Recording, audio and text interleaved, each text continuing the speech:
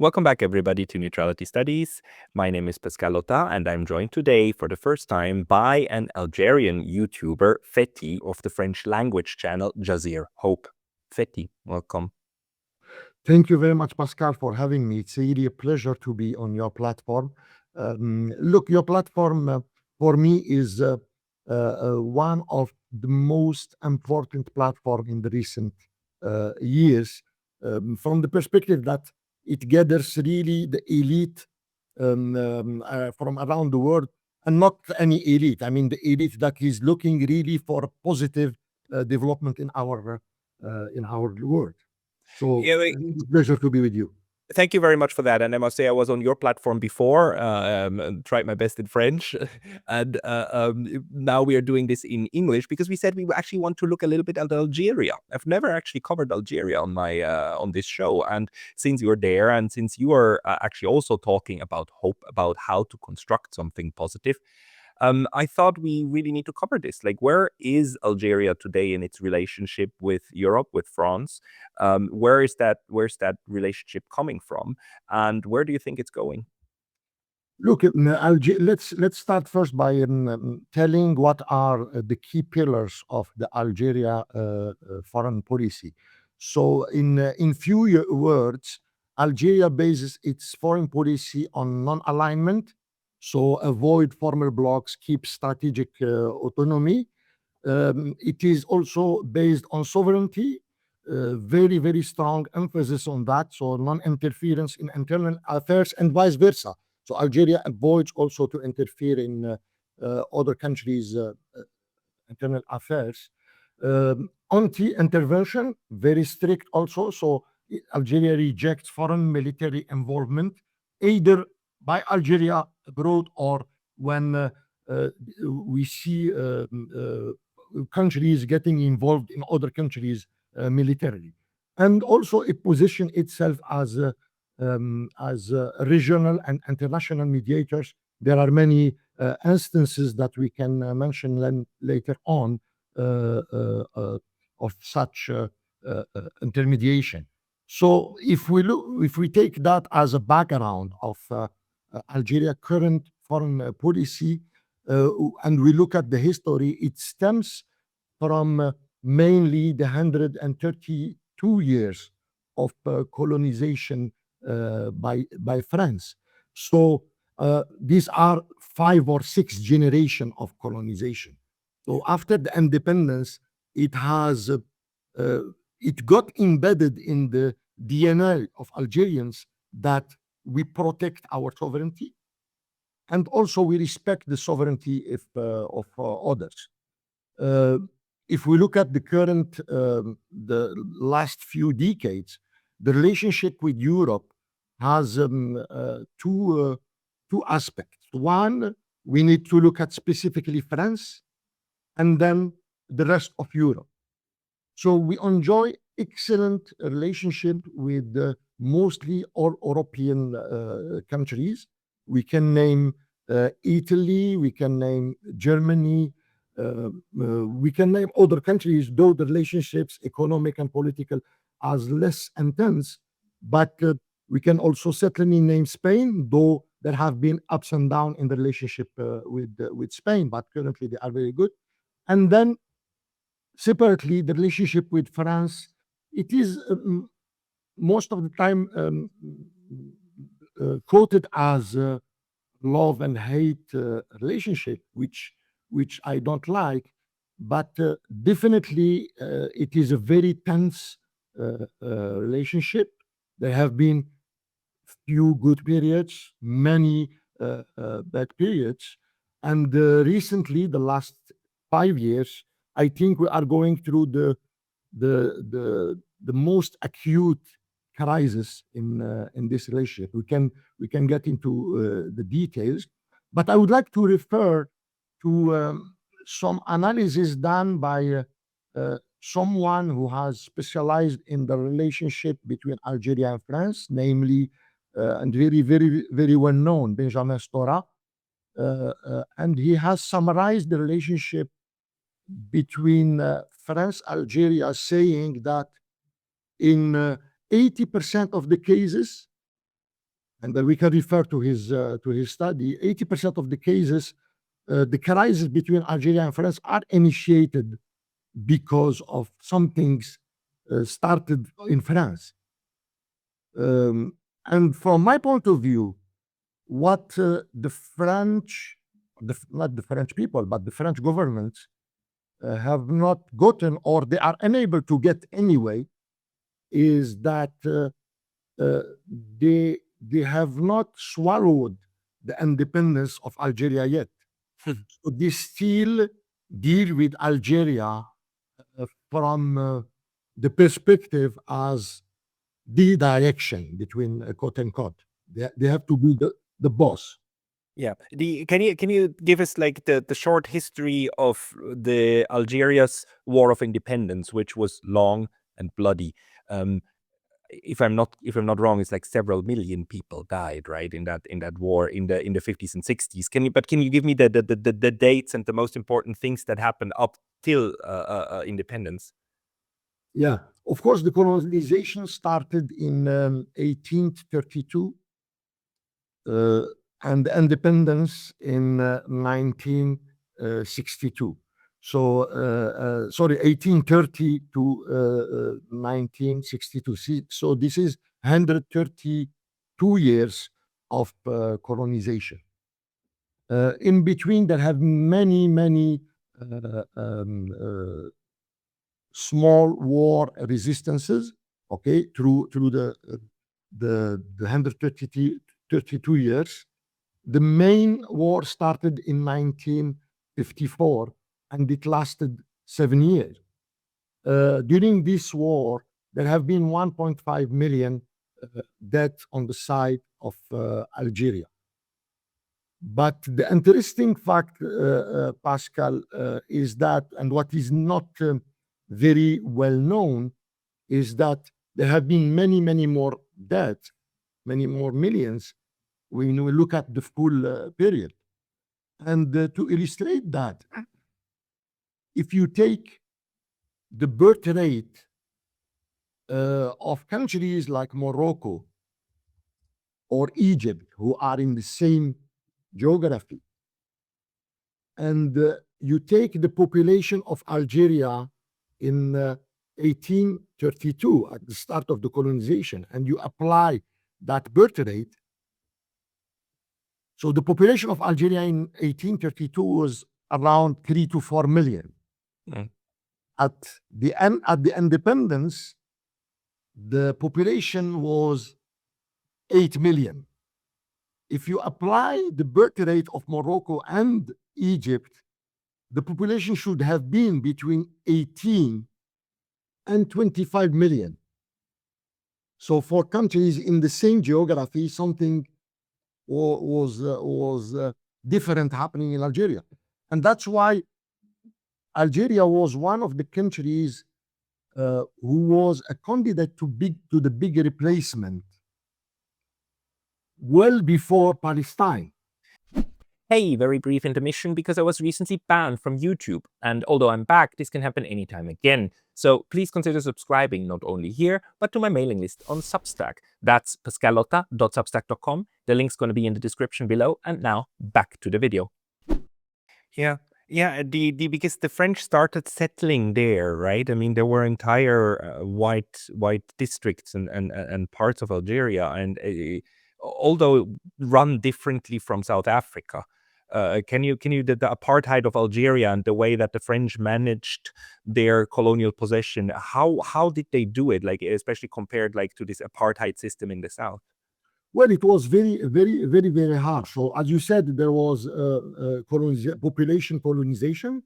There was extermination of the local populations through several means, through expropriation of good land, through clear extermination of tribes in different parts of Algeria. And this is what explains the abnormal growth in the population between the start of the colonization and the independence. You referred to the apartheid. During the apartheid, it was similar kind of approach. What was different is that after the independence, the route taken by Algeria policy and the route taken by uh, uh, uh, South Africa policy was quite different. And matter of fact, uh, Mandela and Clerk have got inspired from what didn't work in the Algeria independence to establish South Africa post-apartheid policy. Coming back to the colonization of France, of Algeria by France, the intention was clearly to replace the culture, to erase the religion, to replace the population. So it was a clear population colonization intent. And the war then, so you said 54 until 61 or 62, like how did that unfold? I mean, how did the resistance movement start in the beginning, and how did the Algerians manage to beat the French? Because, and we talk here about post Second World War France. We're talking about United Nations member of the Security Council France that was still holding on to a colonial possession, and was because it was not just a colony, like Puerto Rico is a colony of the United States. That's kind of a territory. Algeria was an integral part. Actually, it is quite similar to that. An integral part of the French state, right? Which is why the Algerian possession was counted toward the territory of the coal and steel community, the early version of the European of what is today the European Union. I mean, it was what that other researcher Peo Hansen called, Eurafrica, the Europe's part of the part of Europe that was possessed by that the Europeans possessed. So how did that movement and that to get rid of the French then work out? Yeah, look, as we said, Algeria was considered as a French department. So there is a statement, I don't know who, anyway, it was taught in the schools in France. They used to say that France is a very big country crossed by a river called the Mediterranean. Yeah. So you can imagine what means such statement. So as I said, there were many resistant movements throughout the whole period, but I would say that what led to the war of 1954, the 70 Years' War, was a succession of events. One of them was in the 40s, where there were general elections, where France tried to integrate few autochthones into the parliament. Okay, those elections have been rigged completely, so that the locals do not get access to the parliament.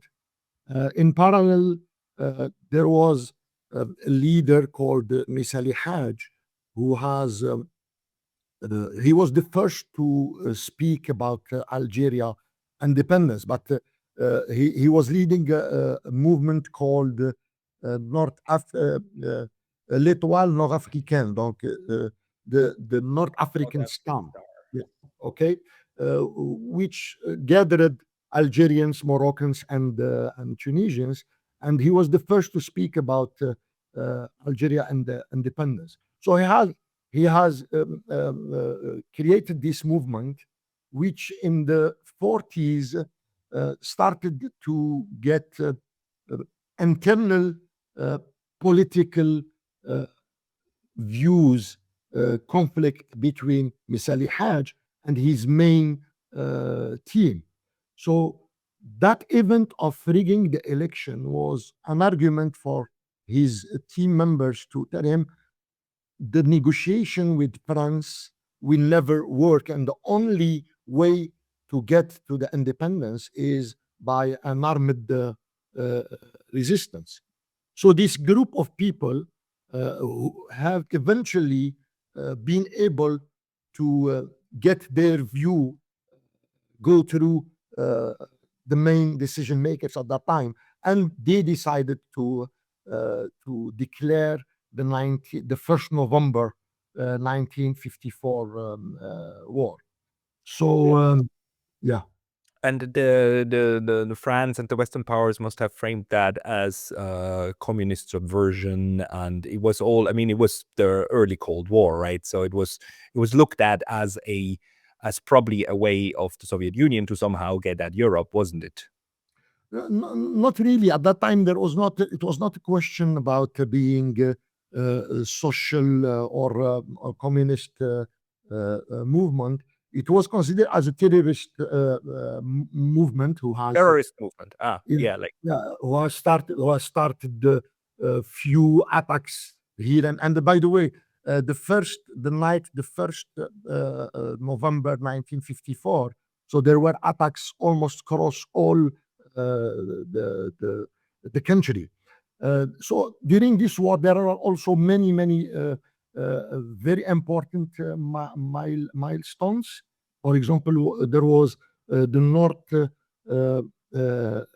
the North Constantine attacks. So Constantine is one of the cities in the east of Algeria. So there were North Constantine attacks, which were very big attacks done by the Front Liberation Front movement, the National Liberation Front. So who, by the way, the National Liberation Front was constituted post this team of Misali Haj taking over the decision making. So they created this front.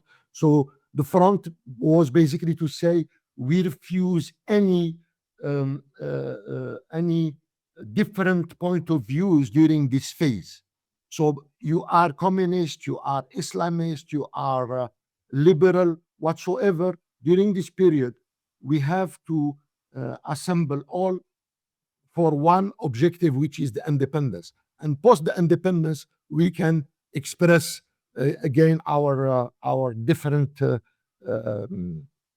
sensitivity, political sensitivities, or school of thoughts. It didn't go exactly that way after the independence, but that is a different story. Another milestone was the Battle of Algiers. The Battle of Algiers was a very specific battle in the capital of Algeria. By the way, there is a movie about it. It's called The Battle of Algiers, and it is ranked among the best 100 movies in the history of cinema. So many related to Algeria and France know about the movie, but the others, I strongly advise to have a look to this movie, because when you see this movie, it looks like a documentary done at the time on the street, so you don't feel that you are watching a movie. So during this Battle of Algiers, which happened exactly in Algiers, there was an 8 days strike by all the merchants, and that was done to show that the whole population of Algeria is for the independence. It worked very well, and because of that, the French repression was extremely harsh, tortures, killings, and so on. So it became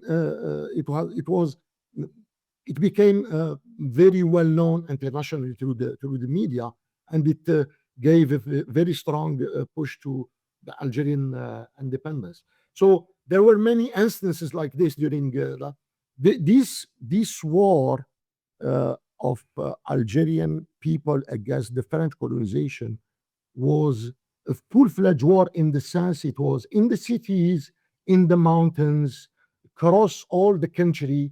It was very well supported by the whole population. Of course, it took steam gradually, but eventually it was a war of a population against an occupant. What was the final deal, the final settlement that was reached in 62, that in 63 there would be the formal independence with the French? Like, obviously they didn't want that. obviously they lost the war and they had to give in. But what was the political arrangement then, and how did the relationship with France develop from 63 onward? Look, there was what is very well known as the Evian Accords. Yeah. So Evian is a city in Switzerland. No, Evian is in France, but it's on the other side of Lake Geneva. The other side is Geneva and is Switzerland, and on Evian is the French coast actually of Lake Geneva. Okay. So there was negotiations in the city if on Evians to negotiate the how the independence will shape up, how it will look like, and there was an agreement that after these accords there will be elections or a vote by the Algerian to express formally that they would like to be independent, which did happen, and it was an overwhelming yes to the independence. But there is one important event, not event, an important development that happened is that among the French was born an organization called l'OAS, donc l'Organisation Armée Secrète, or in English, the Secret Army Organization, who has completely refused those accords and created the groups who started committing attempts, armed attempts in Algeria. So this has derailed very much what was intended to be done through the Accord Evian and what happened eventually on the ground. And that was the period where was known as the period of la valise ou le cercueil. So either you take your bag, la valise, and leave the country, or you will leave it in a casket. Yeah, exactly. So because of those attempts of OIS, there was a counter reaction from the local mujahideen or militants. As I said, what was intended to be done peacefully in the Evian Accords has been derailed to a big extent. And by the way, going back to South Africa, this is the key difference, what happened post-apartheid in South Africa. Because in the Evian Accords, there was a clear understanding that the French Algerians, as you can understand, and people they can understand, so the French who were in Algeria in the 50s are the fifth or the sixth generation of the French. So they didn't have any ties actually with France. So they were Algerians, and they were supposed to stay, and they were the elite. So they should have been the locomotive of any future development of Algeria.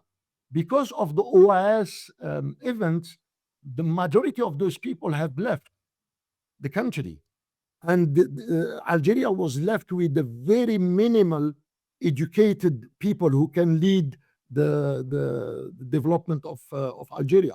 So South Africa, Mandela and Leclerc, if I'm not mistaken, took a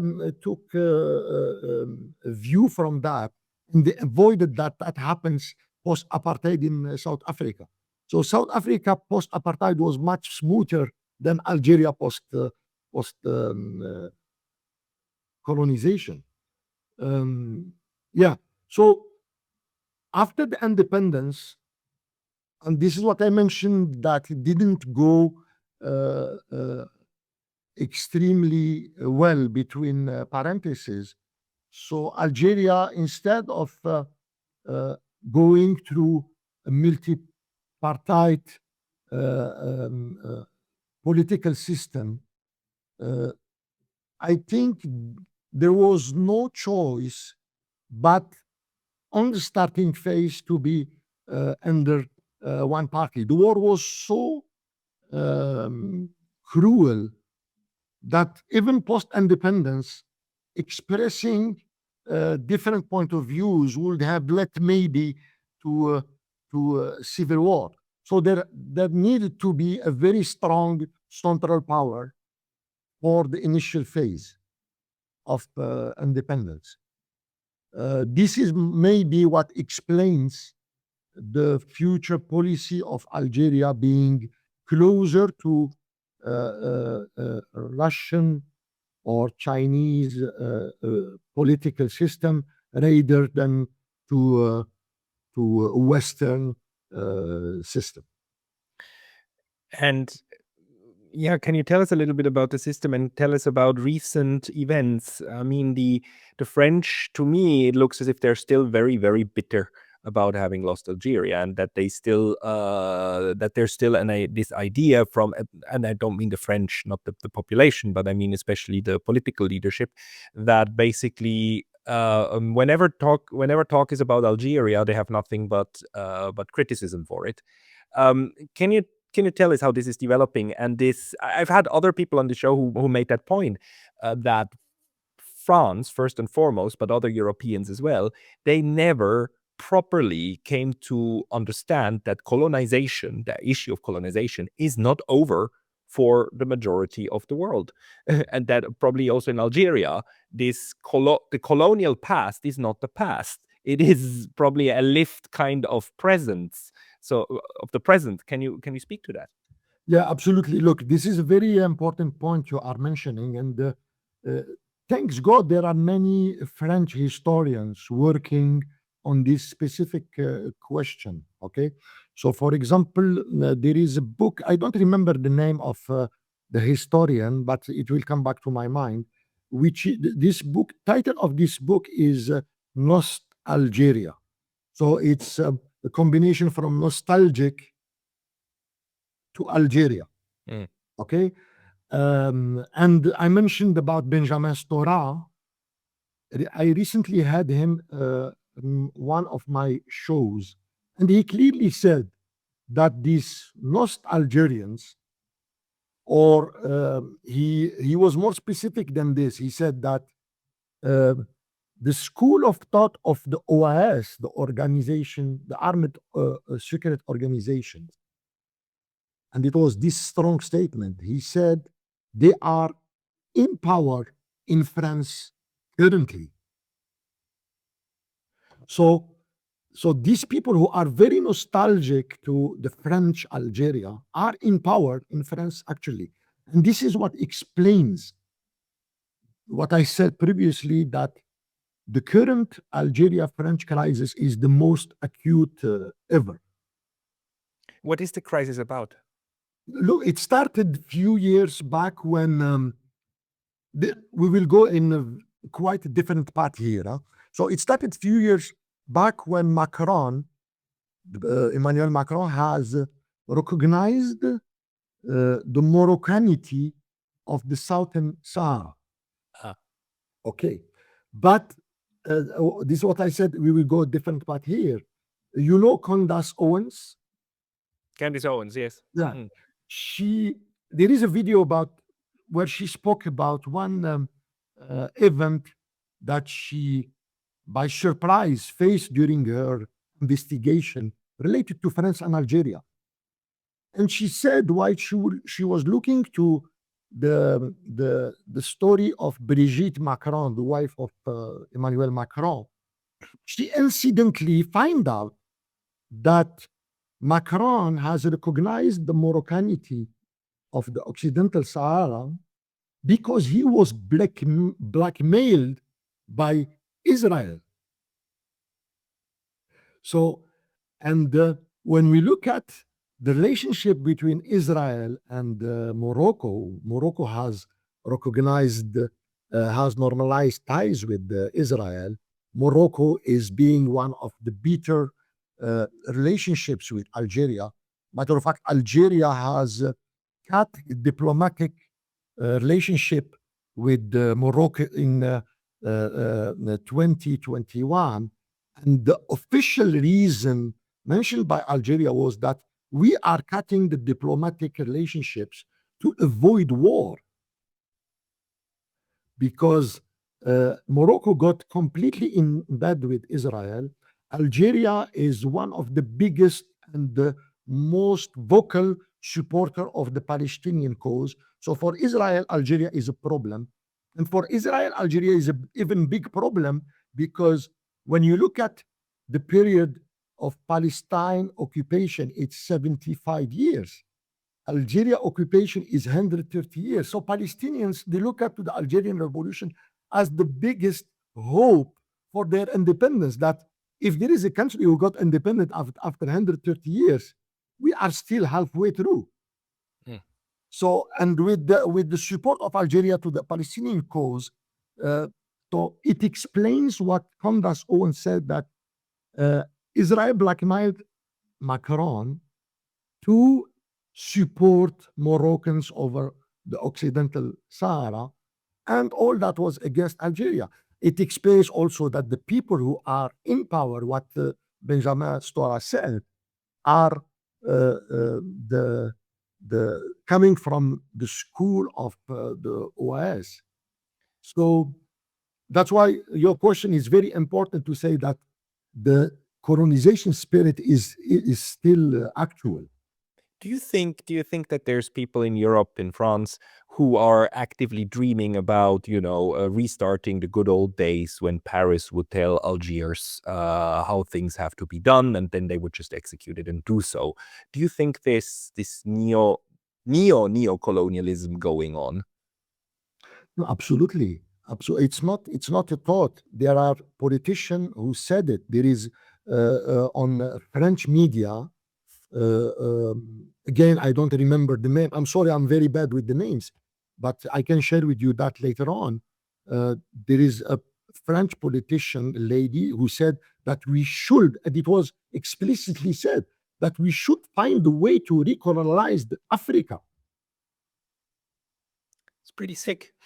It is. It is. So I think, yeah, there is a, and look, I don't want to focus really on the relationship with what's happening in Middle East through Palestine, but I genuinely believe it is the same school of thought which objective is the colonization of the whole globe under the same power. So it's happening in different parts of the world, but ultimately it's the same background, and they will converge to the same idea. How important is language policy in this whole mix? Because Algeria, of course, speaks Arabic, but also French.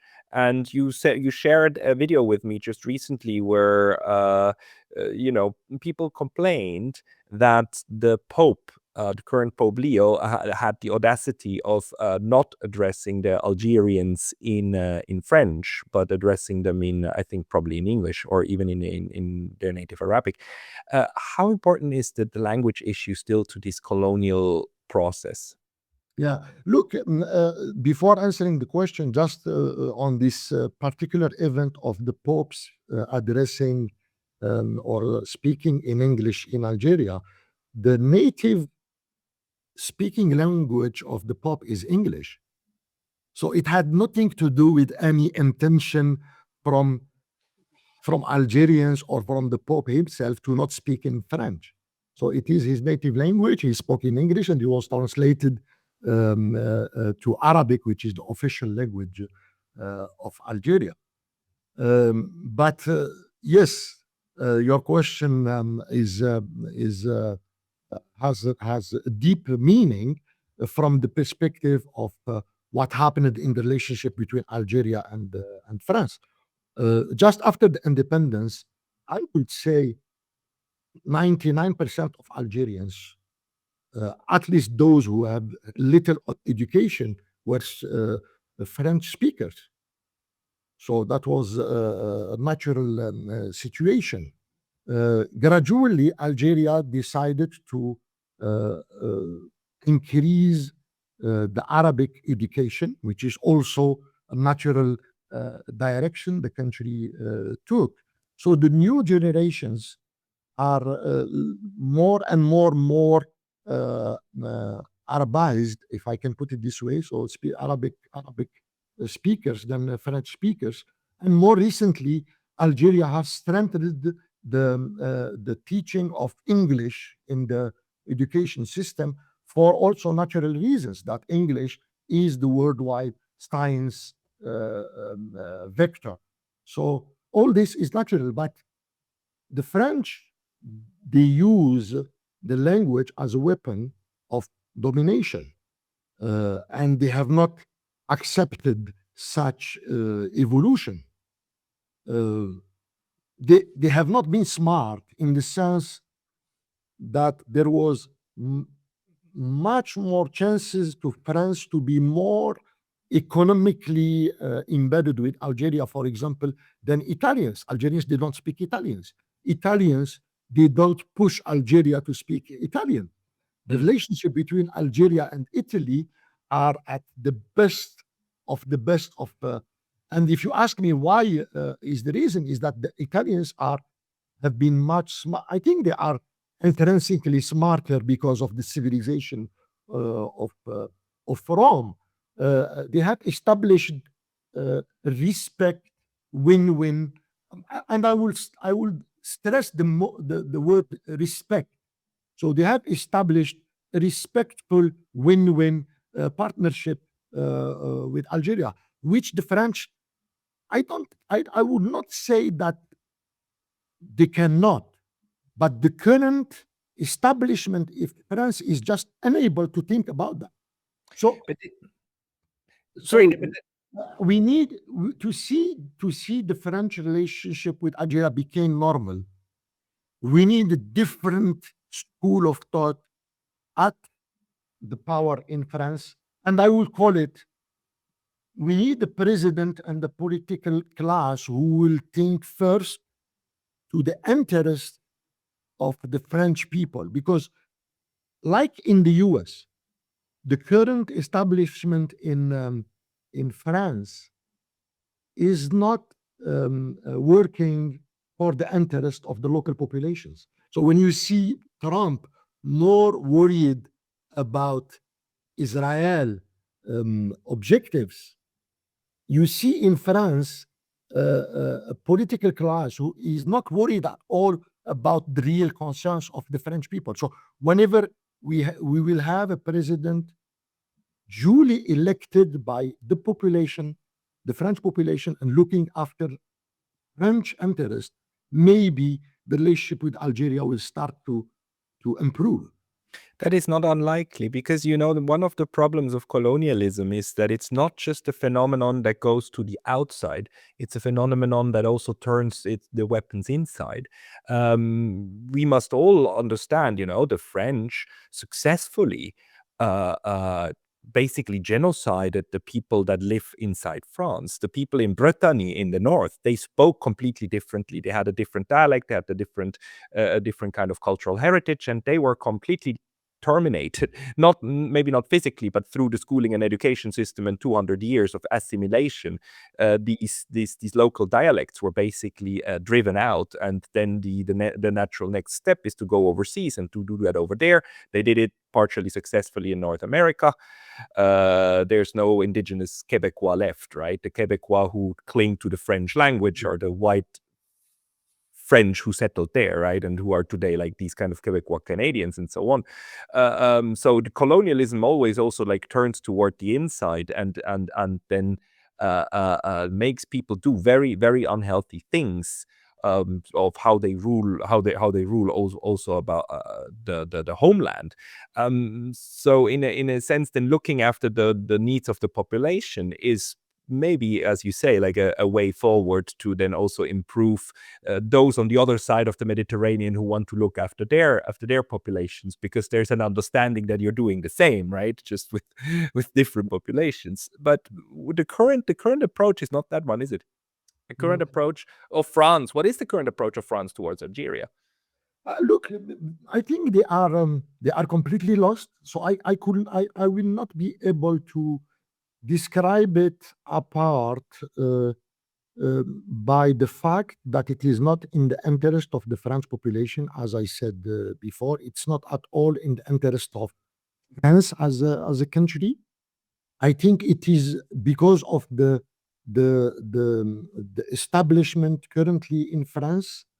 It's pursuing the objective of getting Algeria uh, break its principles. What I mean by that is that, for example, letting go the Western Sahara cause, letting go the Palestinian cause, rather than looking at an economic partnership beneficial to the populations in both sides of so so if the objective is to break the principles of Algeria, is it in the interest of the French population? It's not. It's more in the interest of the imperialism, letting go causes that we believe into. In the contrary, and I insist on the example of Italy, and for that matter, same with Germany and also Spain. There are French politicians who are screaming with the red flags that they are saying the relationship with Algeria is reaching a non-turn point because it's being taken over completely by Italy for sure, and also Spain and Germany. So the only explanation again is that the current government in France doesn't care about the interest of France and the French population. But what are they telling Algeria? In the view of these elites in France, what should Algeria do in order to be a good country? What are they telling you guys what you're doing wrong? No, again, we said it. They are basically telling us to be completely dependent on their views. That this should look. Another reason is that competitively wise or competition wise, uh, France economy cannot compete with Chinese. They cannot compete, for that matter, with Italians. They cannot compete with Americans. So, because of that, they want to have a privilege access to the Algerian market, not based only on competitivity. So, I think this is what they are looking at.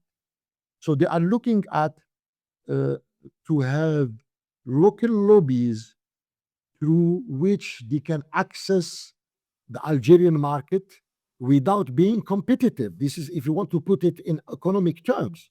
But on political terms, they want to have Algeria as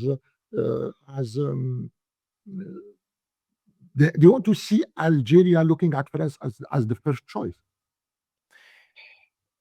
What about the Algerian diaspora in France? Is that a sticking point as well? Well, the Algerian, in what perspective, Pascal?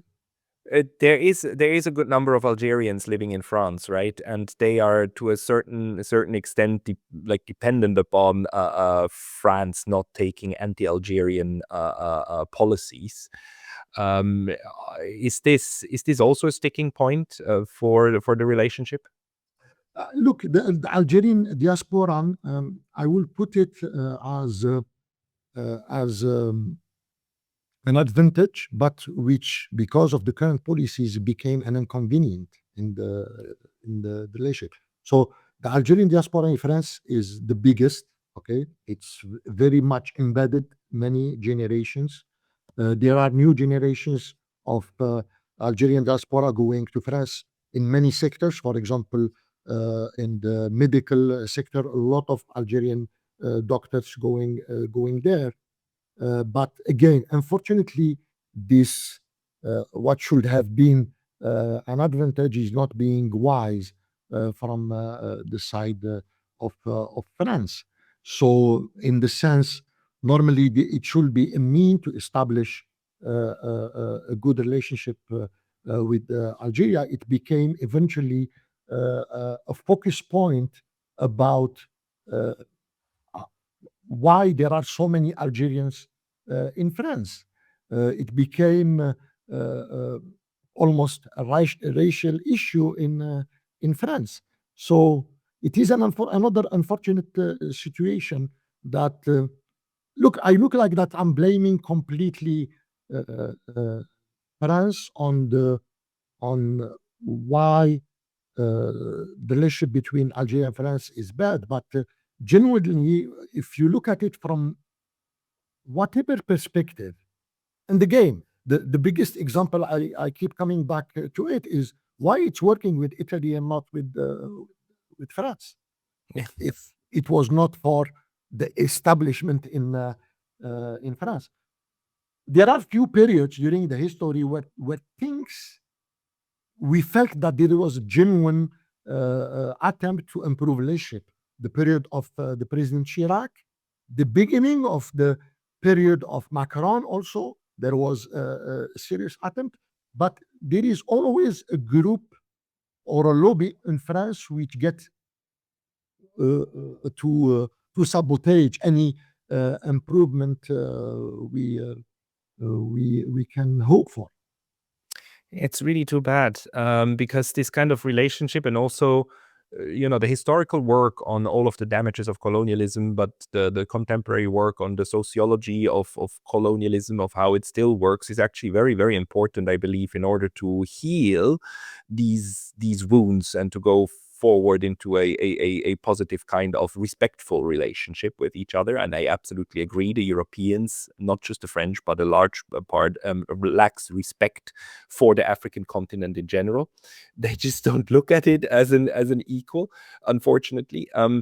Is there anything that we haven't covered yet that you think is important to keep in mind when we try to understand Algeria, but North Africa in general, and its relationship with Europe? Yeah, look, Algeria and France relationship is important to heal and to settle for whatever from whatever perspective we look at it. Geography, people embeddedness in both the countries, and so on. Recently, as recent as last November, end of year, previous end of year, Algeria has voted the law criminalizing the colonization. And within this law, Algeria is not asking for any financial reparations or aim to condemn any particular event. It's looking mainly to France to recognize that colonization was a crime. Okay, so that's it. There are politicians of in France, and I would like to name them. So there is Ségolène Royal, and De Villepin, which have clearly mentioned that they have no issue with that. And this is the kind of politicians we think can bridge the views between the two countries. I don't see any other way than having leadership in France, at least having similar views or having the views of the serious historians in France. There are many of them who have laid out a framework how the relationship will go into the right direction. So I think this is very important to say. What I mean is that the relationship is so important and needs to be healed, and it can be healed when we have such politicians like De Villepin and Ségolène Royal, maybe others, and also when we build on the work of serious historians who have already laid out framework for that. Yes, yes. The healing probably begins with recognizing the past, or at least discussing it, and then also looking at the current relationships. That's why these discussions are so important, and I thank you very much for bringing this also to my attention. Um, Fethi, like people who want to follow you and who want to read more from you or hear your podcast, where should they go? Well, I have, give me a few minutes to speak a little bit about Jazair Hope. So, Please, yeah. yeah. So Jazair Hope means Algeria Hope. And I started this initiative before I have done, before I came out to in YouTube or on public, like 20 years back, I reached the conclusion that Algeria is suffering from an extremely negative image, and that negative image was wrong and was built by media who were basically using what I call a mass destruction weapon by spreading despair among Algerians, young Algerians, and the negative image of Algeria. So I said that the only way to fight that is to speak about what is positive in Algeria. And I decided to speak exclusively about what is positive in Algeria, and people tell me, why you don't speak about negative stuff? So my answer to that is that when you have 90% of the news are negative, why do you want to contribute to that?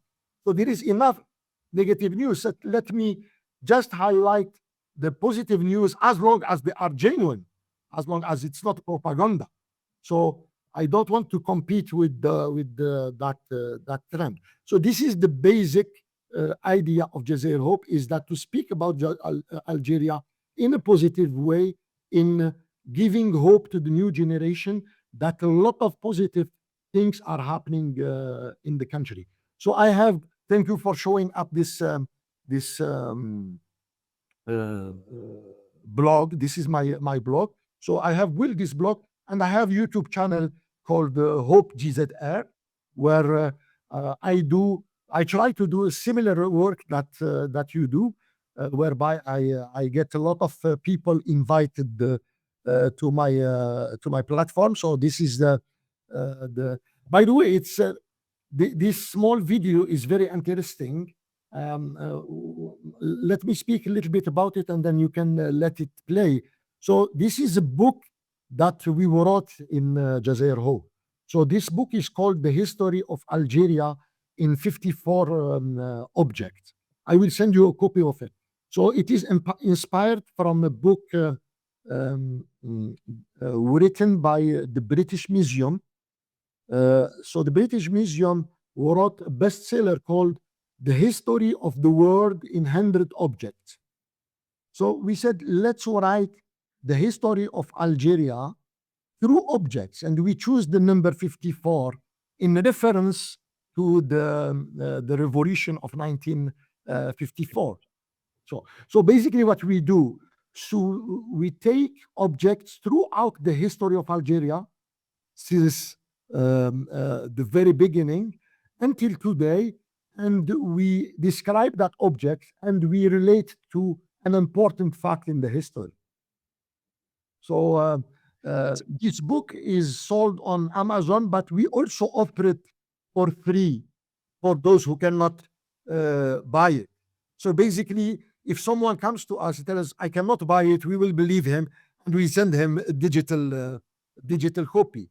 For those who would like to help Jazair Hope, they can buy it on Amazon. So just as a fun fact, if you can go back to, can I share? I cannot give you the share right now, but tell me where I should go. Yeah. So just go back to the video, or you know what, you see, go back to the blog. No, go back to the blog. You see bookshelf. The bookshelf is here. Yeah, on red. Click on the red book. Yes. So this is the book. Okay. If you can click on it, the one where there is 54. Yeah. Just to tell a fun fact about it. So in the people, they can have a small view on the book. They can scroll a few pages here, but you can see on the upper left corner, Yes. This is called a love knot, Algerian love knot. Okay. So it is jewelry. And the story of this love knot, we see it in a movie of uh, James Bond, uh, with Eva Greens, the actress Eva Greens, wearing it. And he tells her, "You are wearing a love knot." Okay. So we start with this love knot, and we relate it to a history of Algeria. And this was produced by Algerian sailors when they were sailing for long periods. So they were producing this with, of course, jewelers, and offering it to their lovers as a sign that we are tied and we will come back. So this is how we tell the story of Algeria. So, and then we speak about when Algeria was reigning on the Mediterranean, the Algerian Navy was reigning on the Mediterranean. So we take an object and we relate it to one phase of the Algerian history. That's a beautiful project. Everybody watching and listening, please check out the Jazair Hope .org and check out the YouTube channel Hope JZR for more from Fethi. This was a fascinating talk, and we will certainly have you back when something happens. Please do write about that again. Fethi, thank you very much for your time today. It was really a pleasure to be with you, Pascal, and I also thank you for the immense work you are doing on your platform. Thank you very much. Thank you for that. Talk again soon.